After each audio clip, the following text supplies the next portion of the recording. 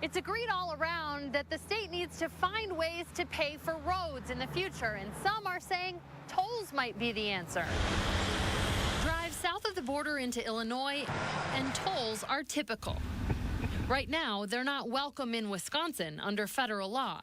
But Republican Congressman Reed Ribble told News 3 in a taping of For the Record that the transportation bill driving through Congress right now may soon allow it. I think ultimately states will have the authority to toll on their own roads. The federal government's not going to come in and mandate tolls, but they're likely to give the states the authority to toll the interstate system if they choose. The bill, a year from now, would allow states who want to toll to apply to the feds to do so. The question is, would Wisconsin want to? But I think it's a really viable option because one of the things that we have always said is if you use a service, you should pay for it. That's exactly what toll roads would be. Assembly Speaker Robin Vos is on board with tolling. A Marquette poll last year showed 55% of Wisconsin is too. The DOT is studying the idea, including how much it could raise and where the roads would go.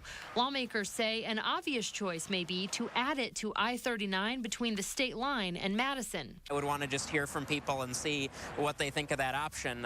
We obviously have a lot of people coming up from Illinois, especially on the weekends in the summer, and tolling would be one way of capturing that money and putting it toward our roads.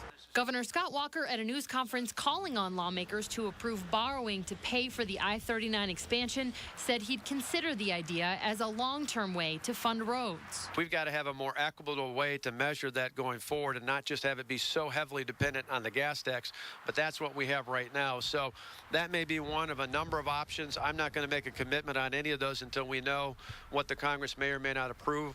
Congress hopes to pass a federal transportation bill by next week.